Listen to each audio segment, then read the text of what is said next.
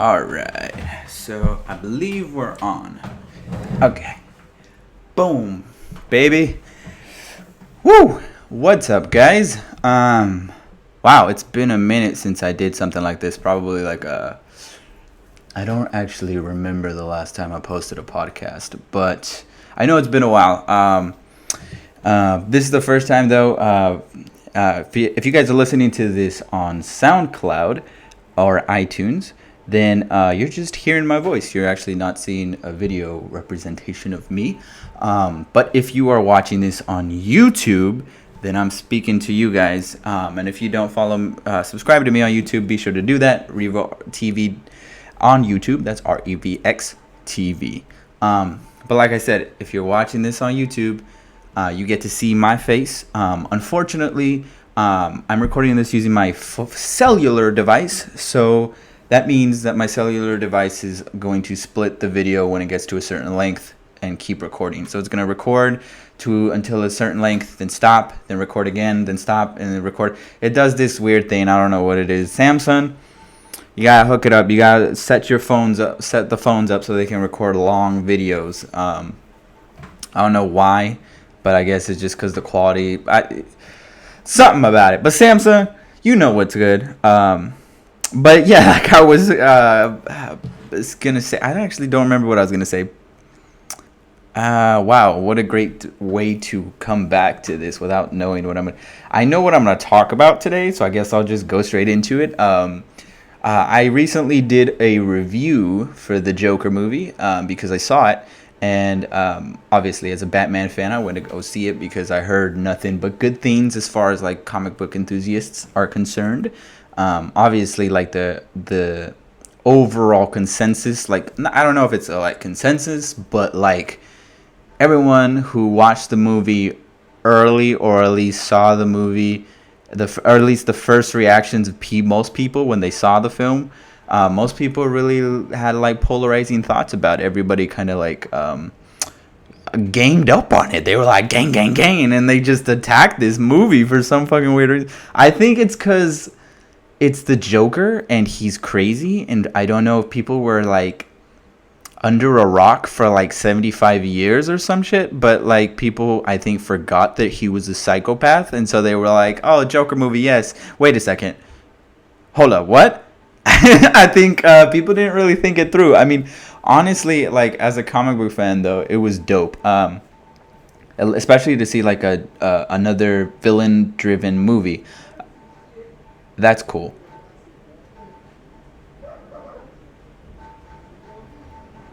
Oh shit. All right, sorry about that, guys. There's some ruckus outside. Some guys outside, I think. All right. Anyways, what was I saying? Joker. Shit. Shit. Let me backtrack. Joker getting panned. People didn't like it. Oh shit! Hit the mic real quick. Man, this is terrible. What a way to come back to the podcasting world. The Joker. So people did not like it. Thought that it was very polarizing. Thought that like if people that have like mental disabilities or however you want to consider it, if they saw this movie, they're gonna go out and shoot up a theater, shoot up a school, they're just gonna there's just gonna be a bunch of mass shootings because this movie has been put out. And I don't know, it's like a weird sort of like conversation to have, because it's like it's hard to talk about it without being political, because once you like mention anything about it, everybody's gonna like attack you online, and they're gonna be like, shit, you're left, you're right, you have your opinion, and hear my opinion, validate me please. And that's just, I don't know. I just feel like we're in a time now where like at least for me, like me personally, like I feel like I have to be careful what I tweet or like what I put out there, because I feel like people are just going to come out of nowhere and they're just going to like attack it out of the woodworks, and just be like, yo, like, what the fuck? Your opinion sucks, bro. And I don't know, like, I don't want that type of energy. I don't want to give out that type of energy to people, and I don't want that type of energy on me. I just think that it's too stressful, honestly. It's just, at the end of the day, it's just the media. It's just a movie, guys. Like, if you really think it's going to cause that much of a problem, don't go watch it. Don't support it. You know what I mean? And if your voice is heard, then your voice is heard. But people are attacking other people for liking the movie, and I think that's sort of like super, like, against the whole point, right? Like, it's super hypocritical to be like, this movie is going to endanger people with mental illness, and they're gonna attack people, and people who are watching this are attacking that ideology. But if they do have that opinion, guess what? Your opinion sucks, and I'm gonna attack you for it. It's like, when was this all about attacking? Like, when was this all about, like, hitting another person for their, like, sort of, like, opinions on a film? Like, at the end of the day, like, if you haven't seen my review, it's on YouTube. Go search it up. I did a Revo review of the Joker. I like preface at the beginning of it. I think I spent too much time doing this, but you know, I felt like at the time I had to say it. What I essentially did was a preface before the actual review. I just, like, let it be known. I just let it be put out there. Like, there's some heavy content on there. There's not a lot of blood or not a lot of gore. It's just heavy content, psychologically, because it is a psychological thriller. It is a character analysis of a psycho. So you got to be careful. You know what I mean? Just for yourself. It is a little heavy. And if you want, you know, a lighter movie, don't go watch it. You know, maybe skip it. Maybe watch it when you feel safer at home. You know, like, that's okay. But, like, I don't know. It's this weird slippy slope. I just think that this conversation started to happen when The Dark Knight came out, and Heath Ledger's Joker came out, and, like, there was, like, that the movie shootings and people, because he had, like, orange hair, everybody was like, oh, the Joker. It's because you're putting this out that you're causing this repercussion. But yet we're not going to talk about the media putting it out more so than the actual films. Like, the films are just doing, like, a study of this, you know, and the media is just turning it upside on its head and being like, well, this study, I'm not going to actually pay attention to what you did there. I'm just going to notice the point that you're putting this on a psycho, and that's your point of view, and that's not okay. That's just my problem, I think, with a lot of reviews nowadays. Like, people are quick to like criticize something. Like, if nothing is, like, if they don't see themselves in a movie, they're gonna criticize it like that. And whether it's okay or not, that's up for a debate. I personally don't think it's okay. I think that everybody deserves to have a voice. Everybody deserves to make the media that they want to make. At the end of the day, if you want to see yourself in a media, guess what? Make the media yourself. You know what I mean? And if you can't make the media, then push the media that is for you more than the media that is for other people. Let those people enjoy it. Don't attack them for enjoying it. You know what I mean? Like, it just, that to me still does. It doesn't make any sense to me. Like, it really pisses me off, actually, thinking about it, because I'm just like, yo, like, the propaganda on this film literally made me worried when I was sitting in the theater. If we were living in any other time period and I was watching this movie, like, if I was like 12, 13 years old and this movie got released and I went to go watch it, mind you, when I was like 15, I watched Taxi Driver. If I was that age and I went to go watch this movie, which, by the way, Taxi Driver is way more heavy than the Joker, okay, guys? But if I went to go watch the Joker at that time period, let's just say Taxi Driver came out today and the Joker came out at that time, and I went to go watch it, there would be no fear. Like, I would not be sitting in the theater turning my head left and turning my head right and wondering, like, oh shit, every time someone gets up, I'm gonna be like, is that person gonna shoot this theater up? I gotta be aware of that.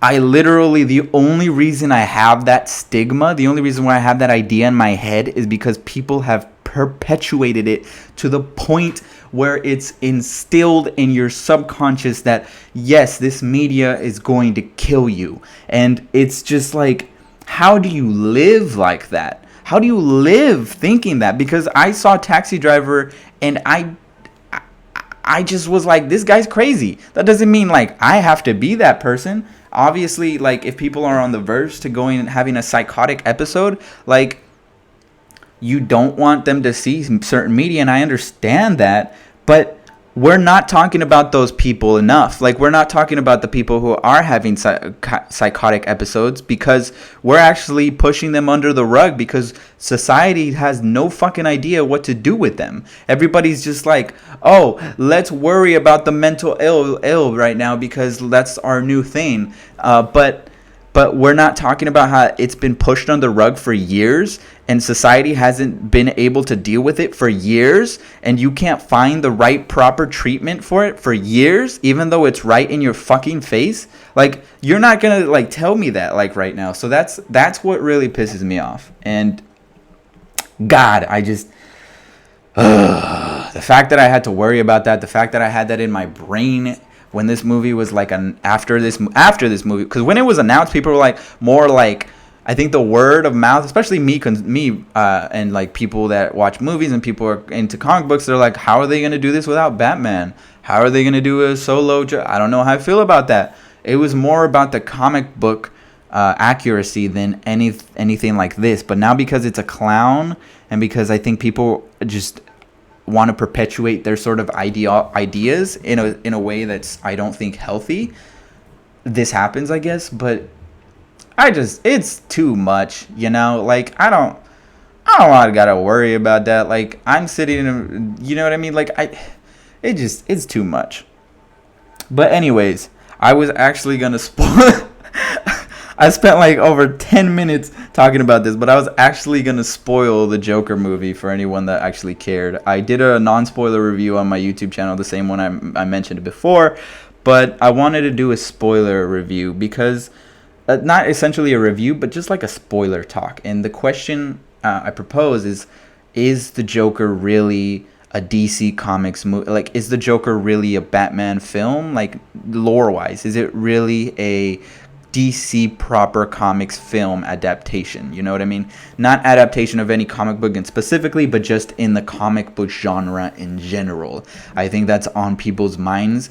Other than that whole propaganda thing, I think that is something that I've seen, at least when I did like a reaction to the, by the way, that's on my YouTube channel too, but I did a reaction to the Joker trailer. And that's what I got out of it.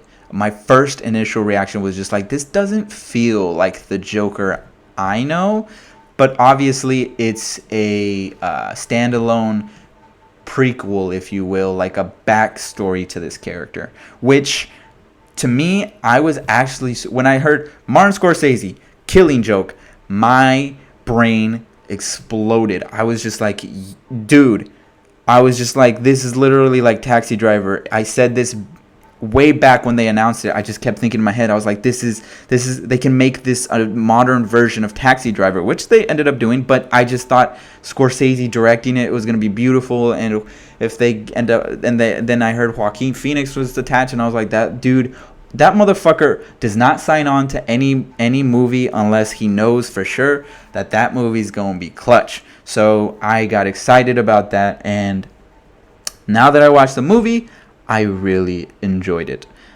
Is it a DC Comics proper film, though? And that, to me, I got to say, yes, it is. And I think people that are saying that it's not are kind of missing some things. I know if you look at it, Todd Phillips and Joaquin Phoenix said they did not look at the comic books for inspiration, although you can clearly see that they took the Killing Joke's ideas, just in general ideas, not actual plot points, but just general ideas of what the character could be, and they put it in the film. I think the writers that they got nailed it in a subcontext sort of way, and what I mean by that is, in like the movie, like this is spoiler, by the way, so if anyone's watching this and you haven't seen the movie, don't fucking watch this, but but in the movie, Arthur Fleck, aka the Joker, or at least that's what we're led to believe in this film, whether he is or not, this is a theory on its own, but he meets up with Bruce Wayne. He goes to the Wayne Enterprises and he meets up with this kid, and it's the creepiest freaking scene I've seen in a long time. He meets up with this kid, and he tells him a whole bunch of, like, he doesn't tell, mind you, he doesn't actually tell him a whole bunch of stuff. This is me just rambling. He doesn't tell him a whole bunch of stuff. He's just really there. And in my head, I'm like, Bruce, what the fuck are you doing, bro? There's something wrong already with Bruce back then, because he did not move. He did not, like, be like, hey, Dad, there's a weird guy in the front door. He was just there. And then we got to see Alfred, which was pretty cool to see him in his younger days. And we got to see the Joker choke Alfred. And I was just like, God damn, this is just like the comics. Joker always liked to fuck with Alfred. That just always be happening. That was really interesting because that laid the seed for what later came on at the end of the film, or to the later end of the film, where they show you Bruce Wayne's parents die. And it's after this whole mob happens where they crash into the Joker when he's about to get sent to prison, jail, Arkham, whatever you want to say. I don't actually remember the details. I need to see it again, but they crash into him these are his devotees, his followers that are wearing clown masks, and they're like all about like getting rid of the rich. And they get him out of this car, and throughout this mania, one of his devotees goes, because we see his parents trying to leave the theater real quick, and they're watching the Zorro. And so you know what the fuck is going to go down. You know that the Batman is going to be birthed. And that's exactly what happens. The parents get day, they get shot, and Bruce is left there. And I remember opening my eyes, turning my head, and thinking, they fucking tied it in. They tied it in. If there is ever a chance for them to hop onto this high acclaim that this film is getting, now's the chance, because they set the seeds. And what I mean by that is, like, I know a lot of people don't want a sequel for this movie, me included. After I thought about it for a couple days, I'm just like, I don't know if I want a Joker sequel, but what I do want is I want this new Joker to meet up with Robert Pattinson's Batman.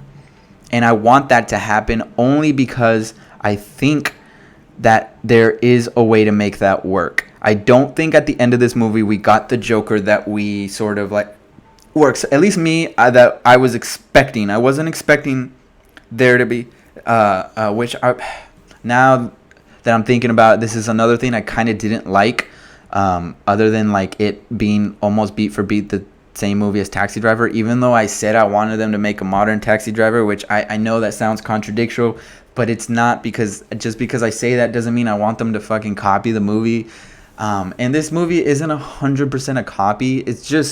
It's very similar, strikingly similar, almost like Todd Phillips was like Martin Scorsese, my sensei. I am going to take what you did and make it my own, and that's essentially what he did. But it's just like, that was my biggest thing, a complaint about the film, is it just reminded me too much of that movie, where at the end of it I was like, oh, this is a Taxi Driver moment, oh, that's a Taxi Driver moment, oh, I know how this is going to end. And so that took me out of it a little bit, only because I knew at that point what they were going to end on. But I also was not expecting the underlying themes, characterisms, mannerism, things that they added to the movie to make it a Joker movie. And this is one of those scenes. I think it is a comic book movie because it's set in Gotham in a way that we've never seen Gotham in a long time, in a way that the Dark Knight showed us Gotham. Like, this is the difference between this movie and the Dark Knight, for example, is that there is no Batman, and the Joker does not. We are seeing that we're given his perspective, and obviously there's a lot of theories already about like what's real and what's not, and you can go back and forth on that all day, but like, the point of it, I think, is that you don't fucking know. And like, their director and writers know because they fucking made the movie, but you don't, as an audience member, know. So when you walk out of that theater, you're just in question. You just want to question everything. Like, well, why was this put there? Well, is that fake then? Like, is this all a figment of his imagination then? Is this just his way of sort of telling this person a fake self-identity? Like, if that's the case, is the Joker we saw at the very, very, very, very last scene, where he seems to be killed his psychiatrist and escaped Arkham, is that the Joker? that we didn't get to fully see in the actual movie. Because if you read The Killing Joke, and I need to be very adamant about this, if you read The Killing Joke, and if you have not, I am going to spoil it super quick.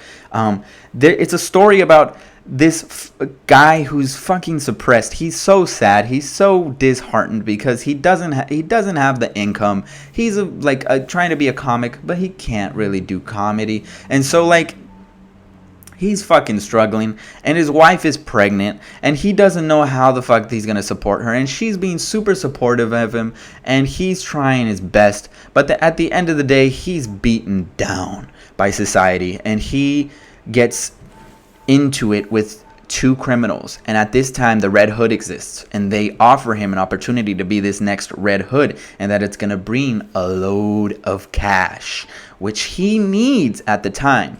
And so he's this very sympathetic character, you know, like this very like a lonesome, not lonesome, but like in his own mind, sort of like depressed and downright and moody, and like it isn't until he gets to hitting, and he's very like very secluded. He's like really like about himself. His posture is like slouched, and you can tell that he's not really like high and mighty like the Joker that we all know, who's full of confidence.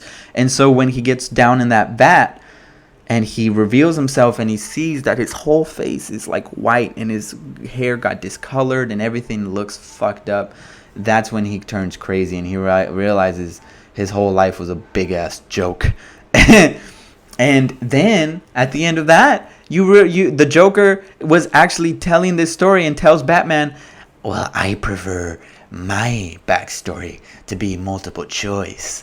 And so then you're just like, so then was that even fucking real? Was any of that Red Hood shit real? Because the people after that ran with it, but then there was no like actual explanation. So it's really just up for interpretation, just the way that they did for this movie. You get things that seem fake, things that clearly seem real because they are very off-putting, and you're left to put the pieces together and sort of puzzle it in your own brain and sort of figure out what in your head is real and what is not. Which leads a bunch of debates, a bunch of conversation, and a bunch of theories. But that's super Joker. Like, it totally is. Like, that's exactly what he is in The Killing Joke. We just don't see him proper with the full purple suit, you know what I mean? I don't think Joaquin Phoenix got to that finish line, and that's a shame. And that's something I was going to talk about earlier. That's something that really frustrated me, was when he went on the talk show, and he said, you know, like, he's doing his dancing, and you like are expecting him to be super confident, super full of himself, right? Now he now knows what he needs to do. So he has a plan, and if shit goes bat insane, he'll be fine. Because that seemed the most Joker point of the movie that he did. But I think this speech he gave when he was sitting down was very not Joker. I don't think it was Joker. Like, if the Joker proper was sitting in that talk show, I don't think he would give a full speech like that. I don't know if he would give a monologue. If anything, he'd just tell a joke, pull the gun, and then shoot the motherfucker. Like, he would not. At that point, he'd be like, I've chosen my destiny, and this is who I am. And so, like, that's not what I got. What I got was a PSA and of like what we saw in the film already, which was kind of frustrating, because I'm just like, yo, okay, let's move on to when he's like the Joker now. Then let's just kill the dude, because we all know he's gonna fucking kill himself or kill the dude. So he, kills Robert De Niro's character. And it took him too long to kill the character. In my opinion, I think he should have just been the Joker. And I think he should have just had a crazy-ass laugh. He should have been very full of himself. He should have been sitting in that seat with all the fucking no care in the world, nothing to lose, and just fucking full of himself. Because, like, that's the Joker. He's super flamboyant and super about himself. And he's a fucking agent of chaos. And he loves shit to go nuts. So the best thing for him is just to end it quick and make it crazy. And that's exactly what we didn't get. And that's what sort of like made me, like, I was like, oh shit. Okay, cool. I can't wait to see him be the Joker. What? Like, I was like, bro, like, we need another movie with Joaquin Phoenix being the actual Joker. Like, everybody talks about Joaquin Phoenix's performance, and they talk about like him sort of like whatchamacallit, having great mannerisms and certain things, that certain ticks that Heath Ledger doesn't do, and that other like sort of like character actors don't do when they're the Joker. And like I totally see that, but I don't think he changed his voice. Like there was a certain point where he changed his speech pattern and it became very Joker-esque. And I remember turning to Steph and I was like, yo, he changed his speech pattern. And I was like, what the fuck? That's dope. I noticed that, Joaquin. But then he goes back and in this PSA, there's none of that speech pattern is there. And so like that's when I'm just like, where's the high pitch? Like, I know, at least for us, for Joker, we're like, this crazy high-pitched sort of voice, right? Like, he has this high-pitched tone, and he's, like, really nuts and cuckoo. Like, he's the one that flew over the cuckoo's nest. That is the Joker. And we don't get that. We get this dissatisfied individual who's very still seems to not have grown the balls. I think he grew the balls after he shot him, not before. All of that shit that happened before he shot Robert De Niro's character, he was still not confident, in my opinion. Like, even when he was sitting down and talking in the talk show, like, he did not exude confidence. You know, he just did not. And I was just like, this is not the Joker I fucking know. Like, this isn't the Joker I'm used to. So that was a little disheartening. But, you know, I do want to see more. I think Joaquin Phoenix has more. I think he can portray this character in a different way now having all this backstory and now accepting the fact that this character has gone fully insane. He can play the Joker that we know. And we can have this as a way to be like, okay, well, this is one of the multiple choices that Joker gave us. Here's Killing Joke, multiple choice A. The Joker film, multiple choice B, and if they want to do a multiple choice C, you can go ahead and read another Joker backstory comic book. Go ahead. Get all the multiple choices you want. But at the end of the day, the Joker is the Joker. He is this devil maniac character that just lives to bring chaos into Batman's world, and that's what I want to see. You know, I don't want to see a sequel to this movie continuing the events. I know Todd Phillips has said that he would not include the Batman, and if he does a sequel, he won't include him. And Joaquin Phoenix did mention, though, that if his Joker character would come across a guy dressed like a bat, he would love it, which is a total Joker response. So it's interesting. There's a lot to unpack, obviously. I don't think I got all of it. I don't think I got everything to a T. But I did think I touched on the main things that I wanted to talk about, just in general, the Joker, and like certain spoiler things that I want to talk about, like Bruce Wayne and inducting that, the Gotham City aspect. You don't. One of the interesting things about Todd Phillips in this movie, and I'm gonna keep talking about it because I keep finding new things, is like Gotham City is very enveloped, and you don't see any other main characters other than the Waynes and the Joker and his family, and that's it. Obviously a talk show because that's a big part of it, but there isn't anything else. Everything else is there because the Joker is there. You know what I mean? Like Joaquin Phoenix is running the show, and if you pay attention to the city is enveloping him. It's drowning him. Like there's so much city, and he's like a little ant in it, and that I think is interesting considering his character. And I think at the end of it, when he's on top, and you know, on top of the car, and you don't see that much of the city, it's all dark, right? I think that's a very metaphorical sort of like concoction of his head, of like now he can see, he can breathe, you know, the city isn't choking him down, he's just a part of it. And I think that was really cool. I think that was a nice little touch. But yeah, I don't know anything else that I want to add. I do think that it is a comic book adaptation. I do think that we have to consider the fact that comic books have so many different forms. The Batman comic specifically, all of his villains don't have that many superpowers. And if they do, they're very grounded.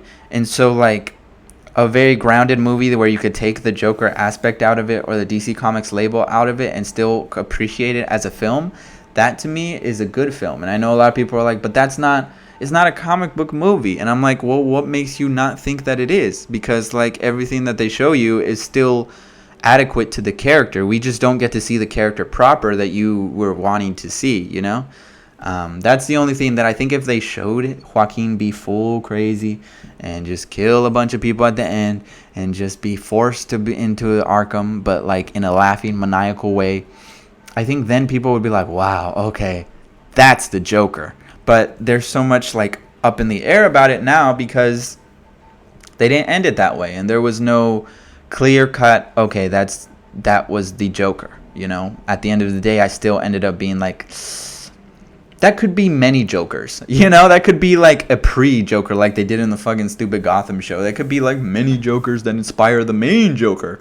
That could be it. And Todd Phillips has mentioned that. I don't like that idea. I think you got to stick with your guns. And if this is the Joker, leave it a multiple choice option for his backstory and leave it like that, like you did, by subverting expectations. And don't do anything else. Just you got to have him meet Batman though.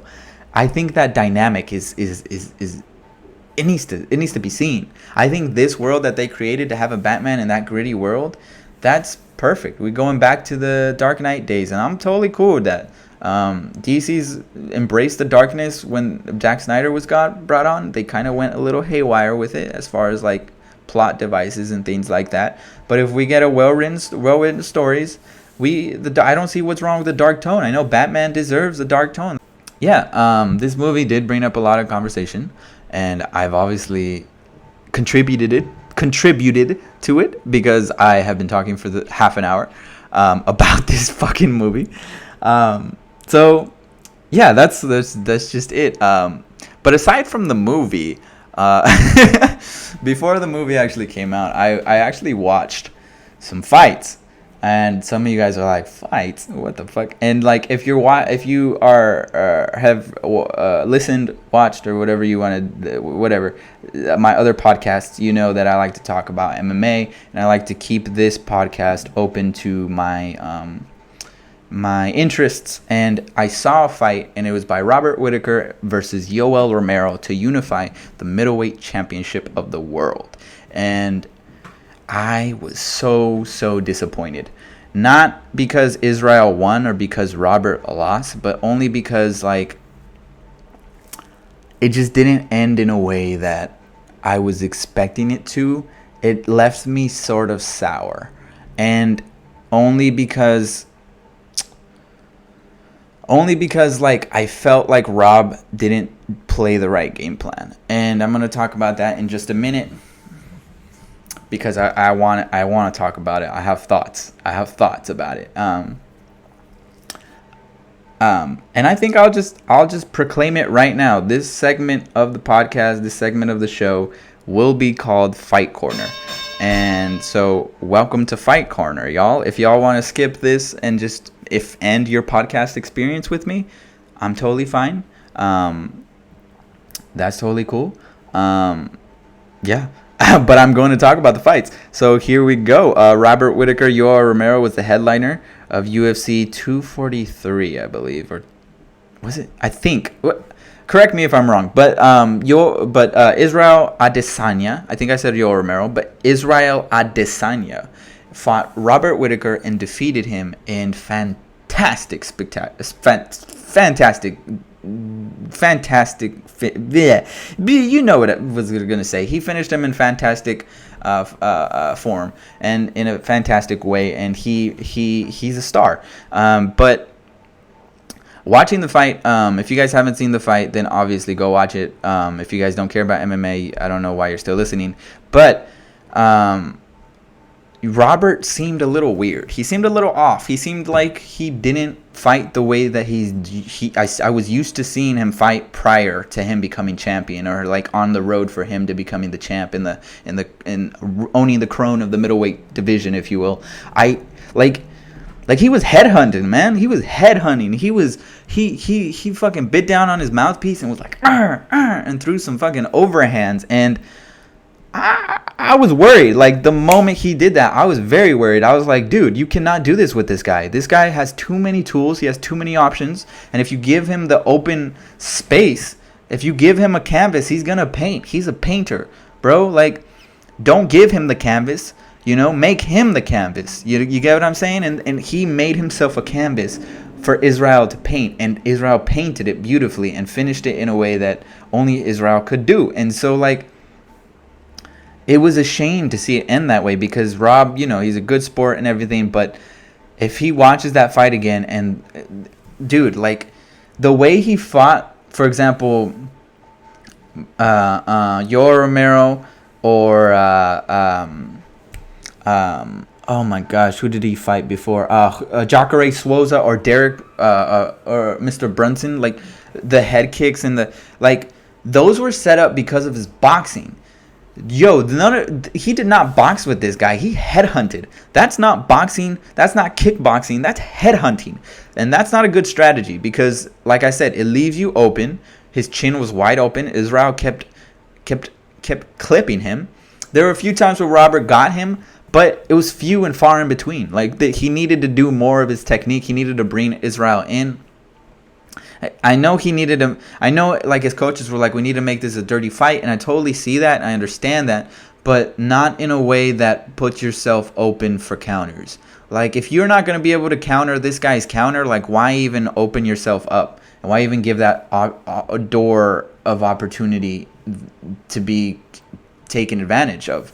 And I just think they ran in with the wrong game plan. Like, take nothing away from Israel Adesanya. He's going to be a champ, I think, possibly for a long time.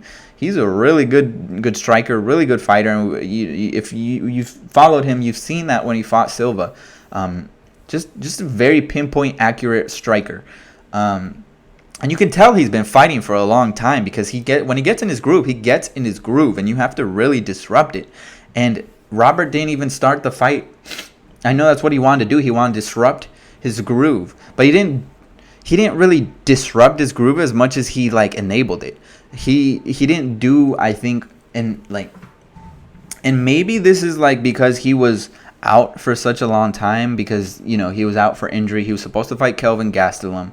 He got out of that because of an injury. I think he was supposed to fight again, but he couldn't because of another injury. So he's been out for a minute.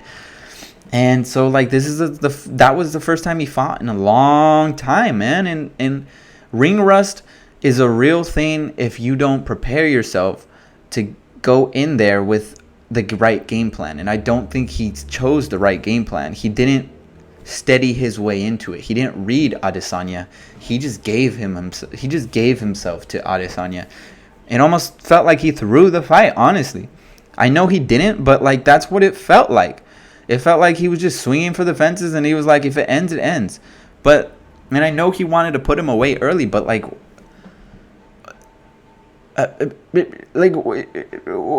where did that make any sense, that you were just going to swing for the fences and hope to win? Like, I don't know. I just thought he went in there with the wrong game plan. I don't think he implemented enough leg kicks. I don't think his boxing was there. I don't think his head movement was there either.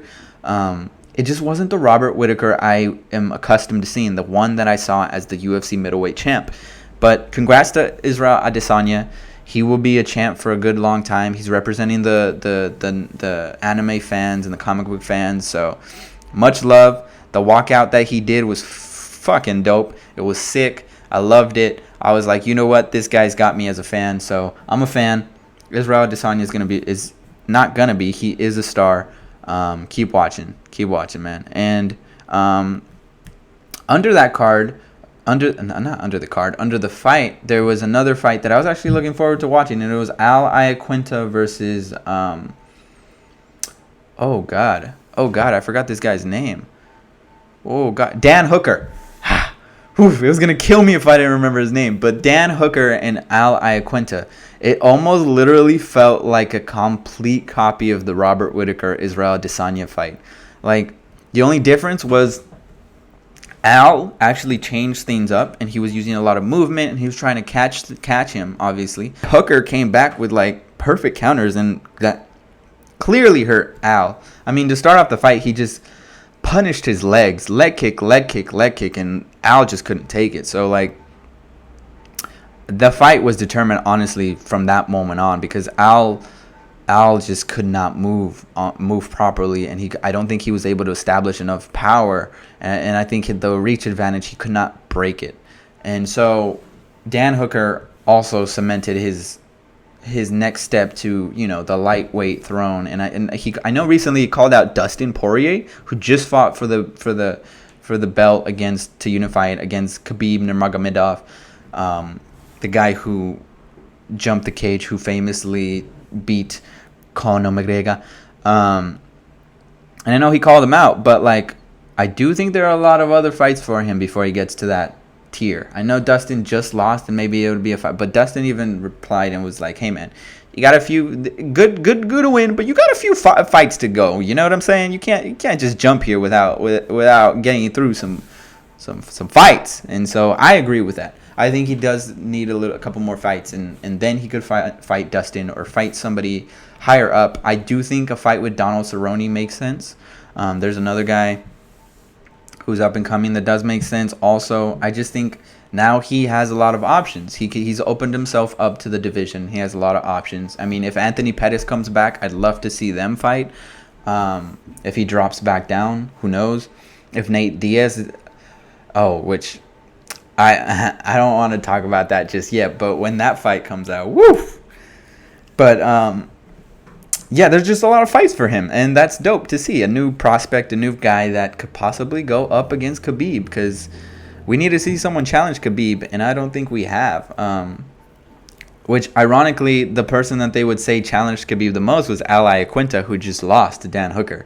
So, I don't know. But yeah, those were the two fights I was mainly interested about. The other fights were really good. One of them ended in a knockout. The other one, I think, ended in like I think they both ended in knockouts. I don't 100% remember. I'm so sorry to the guys that fought. I will do my research next time. But but those were the main two fights that I wanted to see. I was very excited to see Robert Whittaker back, especially fighting for the championship. I thought he was gonna. His training that he did was good, and I thought that he was gonna come back to crisp condition, and we were gonna have a war on our hands. But that wasn't the case, and it's a shame. But it is what it is, you know.